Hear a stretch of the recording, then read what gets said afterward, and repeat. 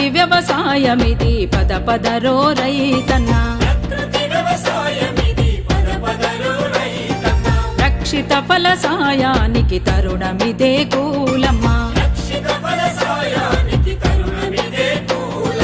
నేల తల్లి రుణము తీర్చ చక్కని సదుపాయమిదే,